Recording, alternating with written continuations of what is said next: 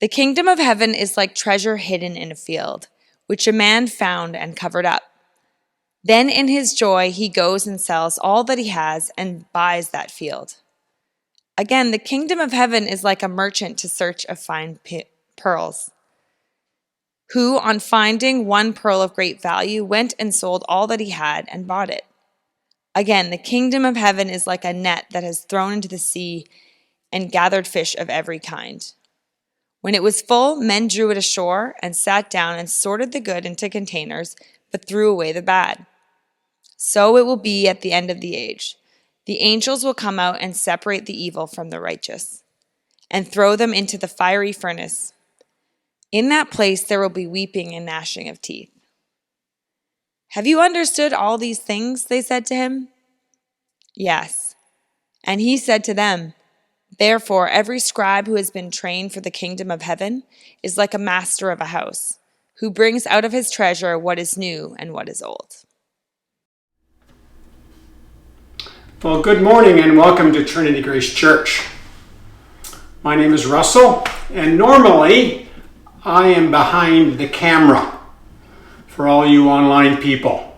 But this morning I'm going to be helping us look at Matthew's Gospel.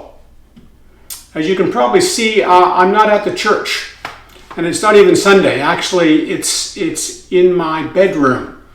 The master bedroom that my wife has created for us, very comfortable, and I can look outside and see the backyard, and it's getting a bit late in the day. By the time that you see this, it will be morning, but for me, the lighting just may change. So I just wanted to wish you all a very warm welcome, and I trust that our time together would be of great profit. If you've been viewing online at Trinity Grace, you will know that we've been going through the Gospel of Matthew. And we have in particular been looking at the parables of late, and particularly the kingdom of heaven. Now, if you've been reading along or listening along, you will know that the kingdom of heaven is an expression that Jesus has used many times. In what we call the Sermon on the Mount, he starts talking about the kingdom of heaven.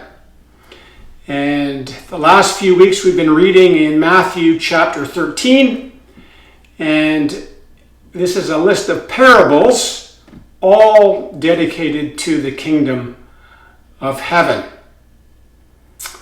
Jesus starts off on a lake in a boat. There's a huge crowd, and he talks to them about the kingdom. He talks to them about the sower and the seed. And then he talks to his disciples about parables and why he's using parables. And last week, when John spoke, and this week, he's comparing the kingdom of heaven to different things.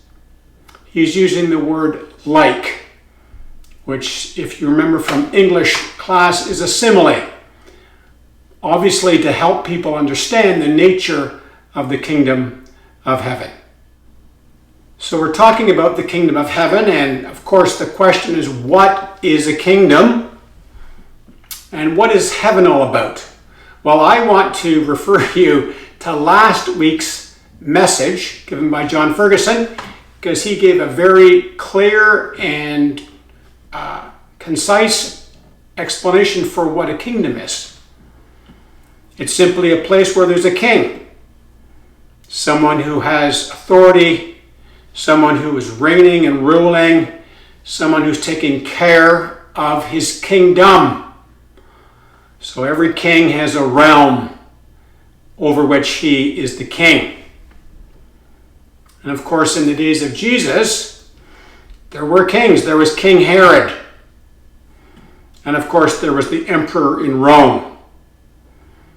But Jesus' kingdom is different than that, because it's not an earthly kingdom. Clearly, it's a heavenly kingdom. The realm is elsewhere.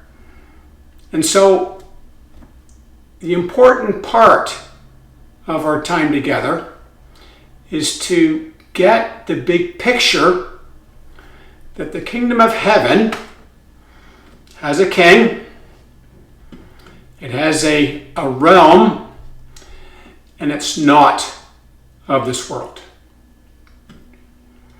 And it's my strong belief that it is somewhere that can never be taken away. It's in a place where the valuables are. We could say it's in you. It's in your heart. It's in your mind. It's in your thoughts. It's your motivation. It can't be beaten out of you. People can't pay money to take it away or even put it in. The kingdom of heaven is something that is in you, or Jesus wants to be in you. And it really has to do with values and valuables.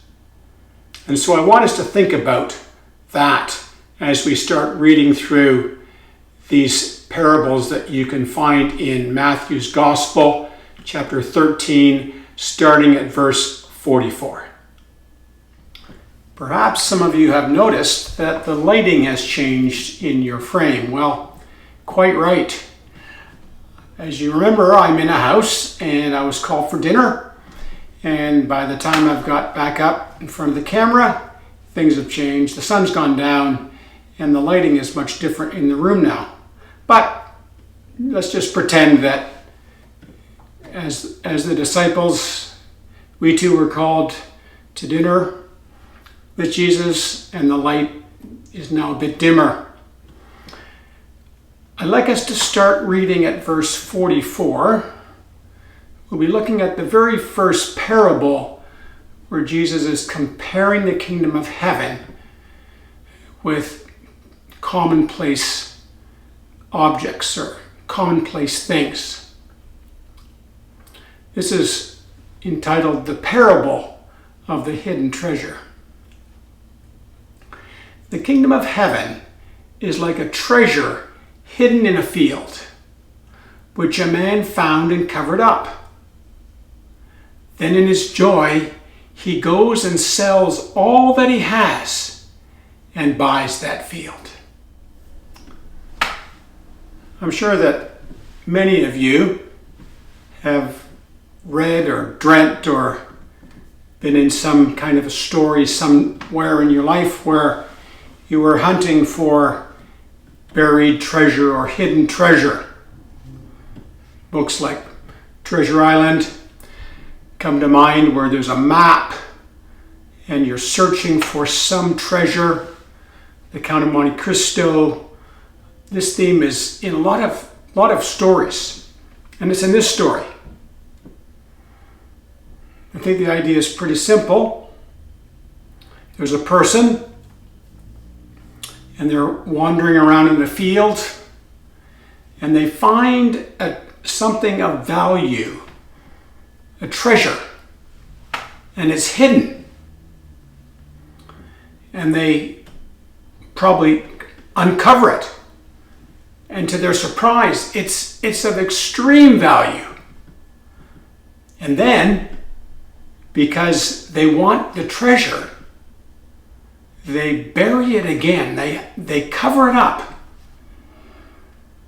They don't want to lose it. They don't want someone else to find it because they found it first. And then they go, and to make sure that they get the treasure, they buy the field. And in buying the field, of course, the treasure comes along with it. And the parable says that in order to buy the field, the person sells everything they have. It is of more value than all of the material possessions. It's of such value that they are full of joy. They can't wait to sell everything, get the money, give it to the owner of the field, and in doing so, take the deed, and now they own this treasure. This is a story, the first story about value. Whoever found the treasure knew that it was worth way more than anything they had, or else you wouldn't make the deal.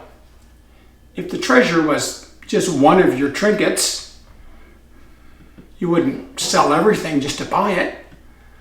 But in this case, the thing that was found was of, could I say, infinite value.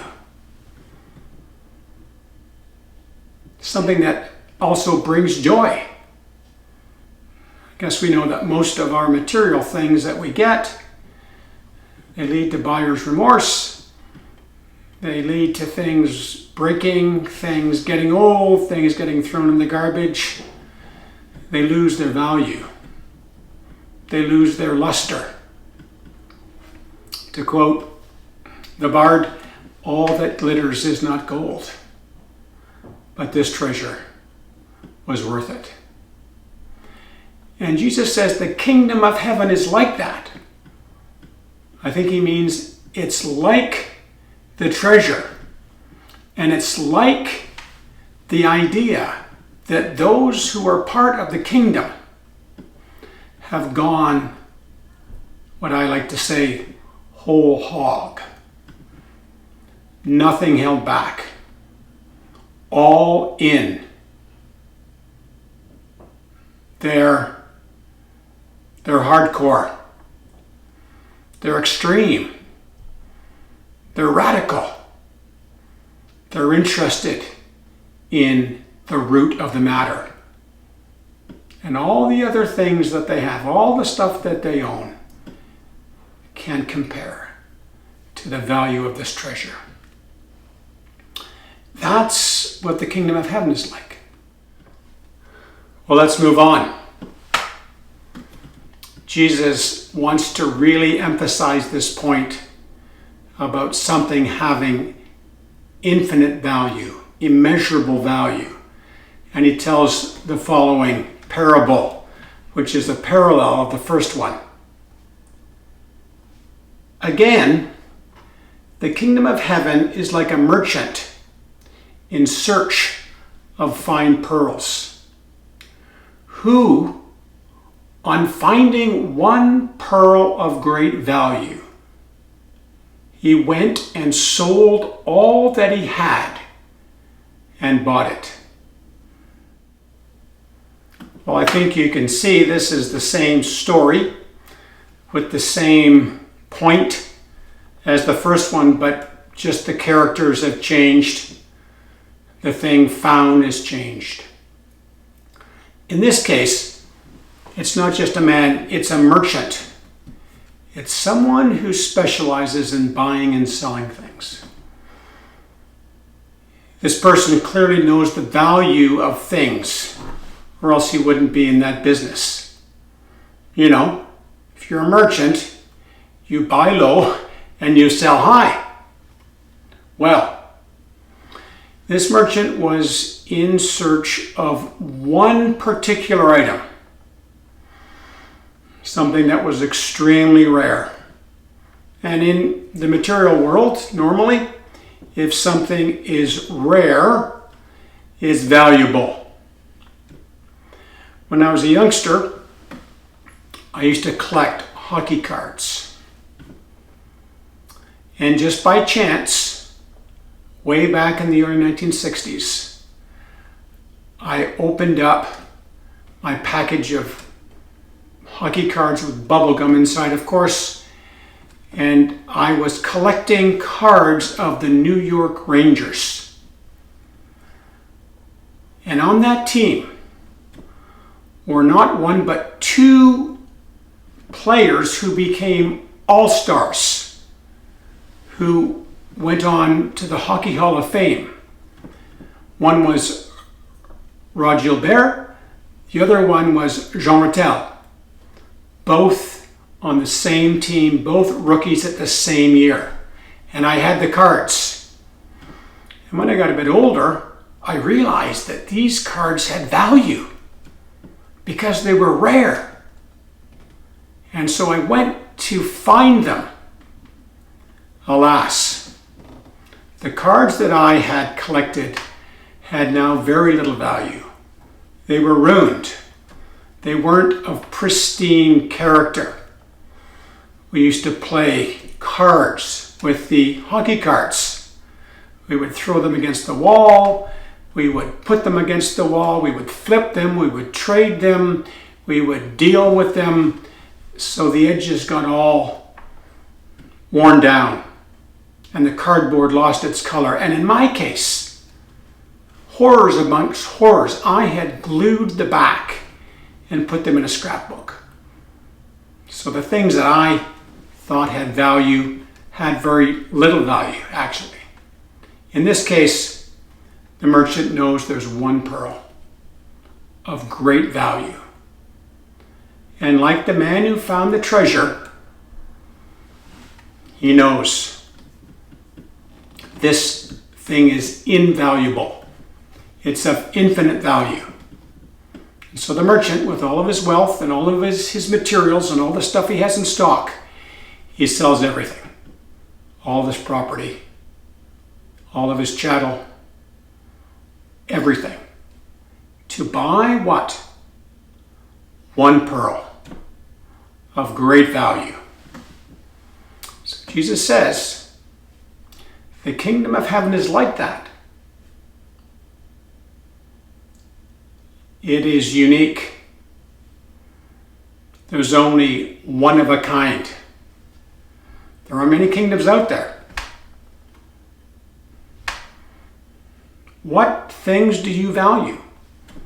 What things do I value? In a sense, they're kind of our kings often. They govern us. We save up for them. We sacrifice a lot for them, for that job, for that car, for that person you're going to marry, for the vacation, a whole lot of things. The kingdom of heaven is of infinite value. So much so that Jesus creates an analogy of someone selling everything of value to buy the one thing, the greatest value. So after Jesus has told these two parallel parables, both with the same meaning, he moves on to another parable, which is similar to the one we've already read a few weeks ago, which is the parable of the wheat and the tares. Again, the kingdom of heaven is like a net that was thrown into the sea and gathered fish of every kind. When it was full, men drew it ashore and sat down and sorted the good into containers and threw away the bad. So it will be at the end of the age. The angels will come out and separate the evil from the righteous and throw them into the fiery furnace. In that place, there will be weeping and gnashing of teeth. This would be a story that would be familiar, at least to some of the disciples who were fishermen.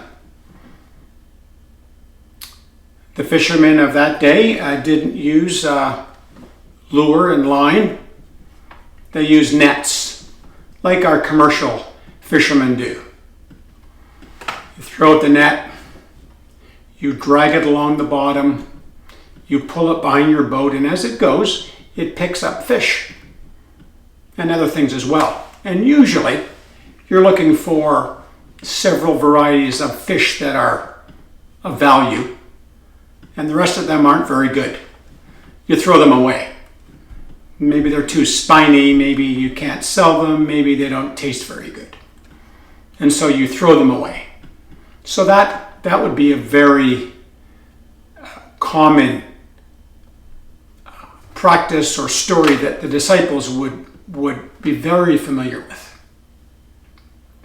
So as the story goes, there's a net, it's cast into the sea, and it's gathering all kinds of fish. And then it gets full. And the men, when it gets full, they don't want to burst the nets, of course, and so they bring it ashore. And then they do the separation. And again, these things are done to this day. Maybe they're done now with machinery in terms of hauling in the nets, putting out the nets. But sorting, I think, often is still done by hand. And so they sort them out.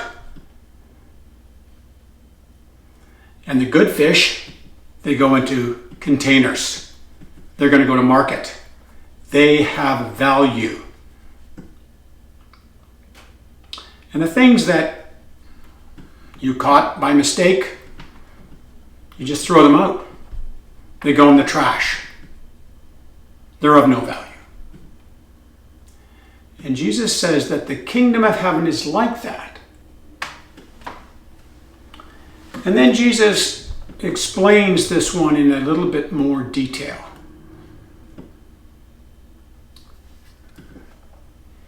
He says, at the end of the age, Jesus had this idea about time moving forward, and eventually it would come to an end.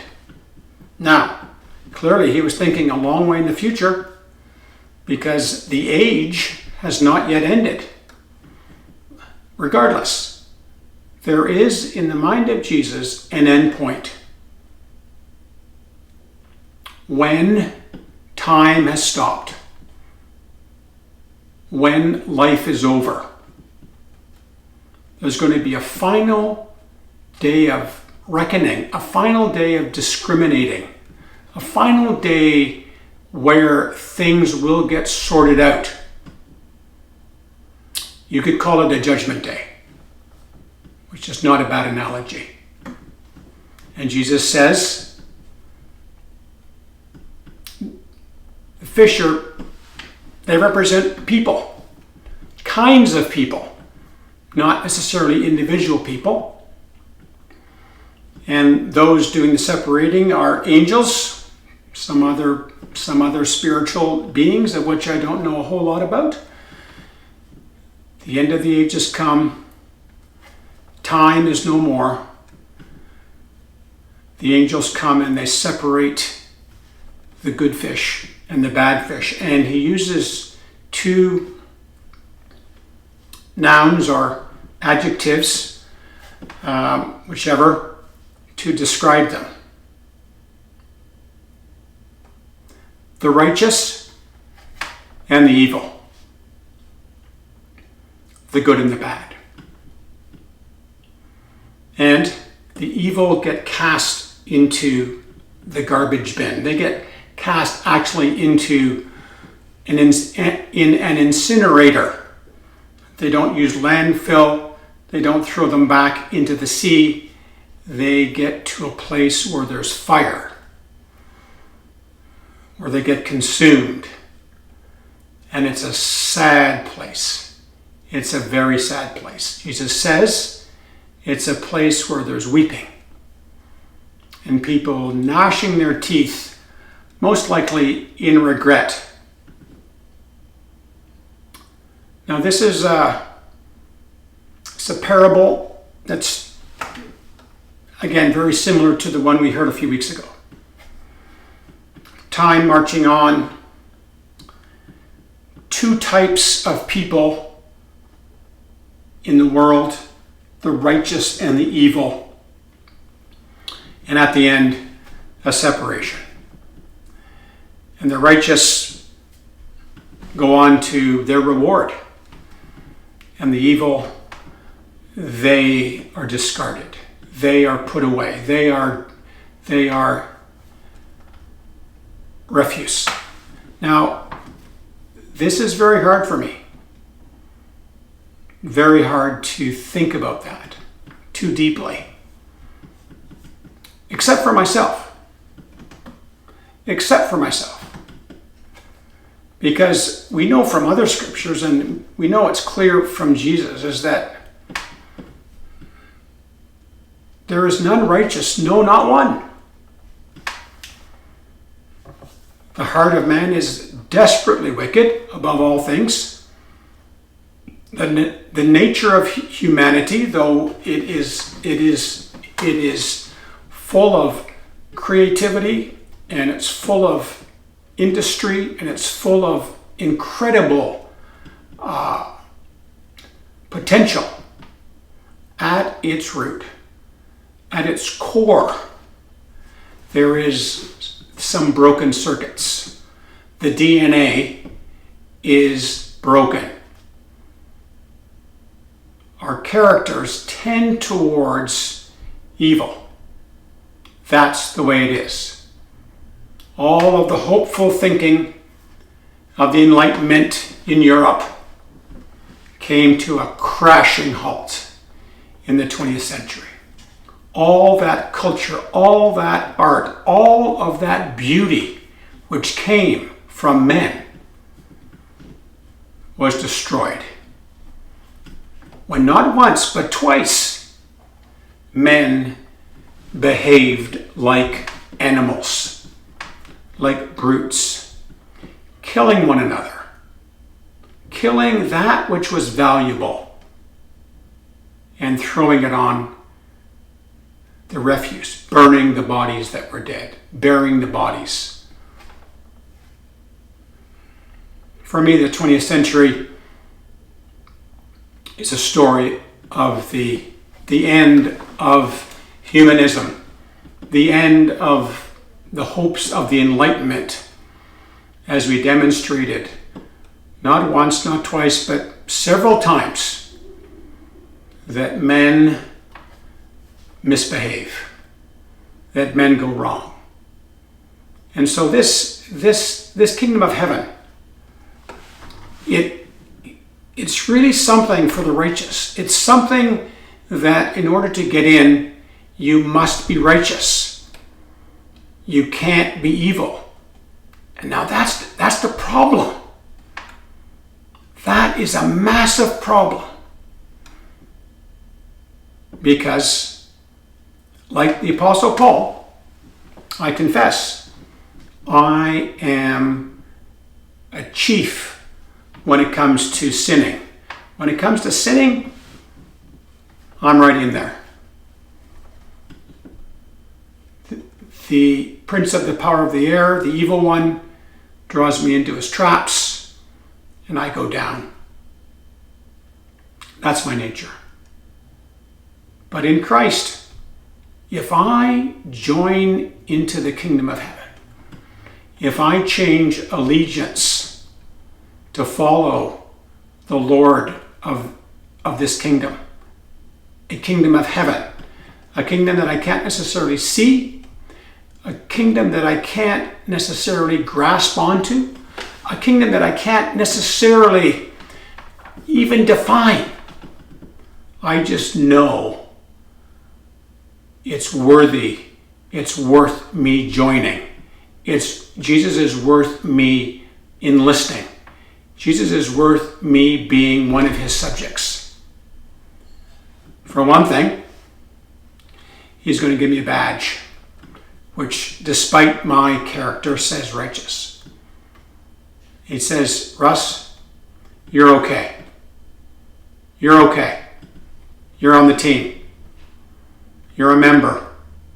You are a subject in my great kingdom. And so in closing, I hope that you have learned a few things, some very simple things. The idea that the kingdom of heaven is of infinite value and it's worth selling everything for. And the fact that the kingdom of heaven has a reckoning. It is something that is going to be tangible at some point, and there's going to be a separation. There's going to be a judgment. I hope those facts are clear in your thinking. More than that, I hope you feel something from these three parables. In the first two, I hope you feel joy. I hope you feel inspired. I hope you feel like you have to do something big, that you have to cash in all of your stuff, that you feel like you're going to take the plunge or the risk. And I hope you feel, knowing that our age is compared to a great net gathering up people, all kinds of people, and at the end there's going to be a separation. All are not alike in the end. The evil will be judged. I hope that makes you feel fearful. I hope that makes you feel that you need to ponder your life. I hope that makes you feel, what am I going to do? Because that's really why I spend my time in front of this camera. That's why I volunteered to speak this week.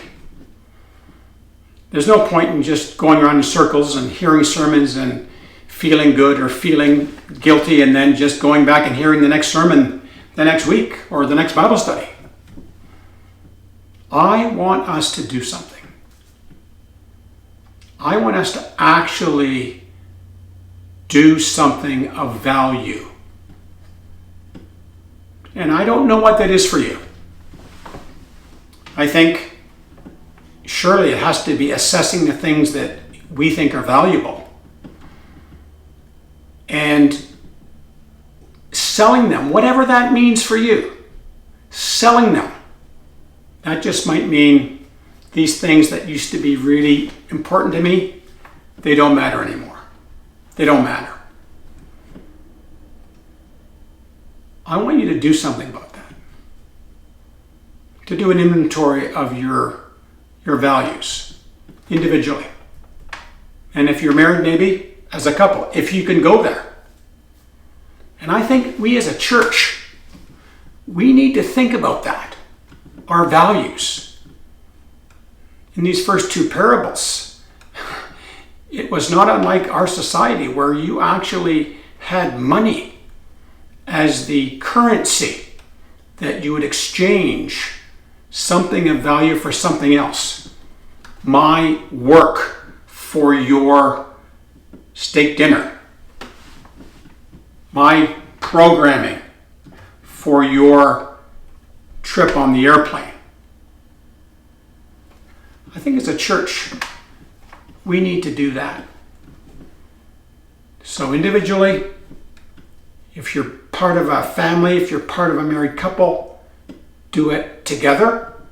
And then as a church, I'm not sure whether we've done that. And I'm throwing down the mantle. I'm throwing down the gauntlet. Right there. Have we tried before God to look at our values and ask ourselves, are these kingdom values?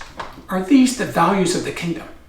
I'm not saying they're not, but it would certainly be interesting to go through the exercise. And I'm not sure how to do it. I'm not sure where you'd start, but I think we need to do it. And then finally, the last bit.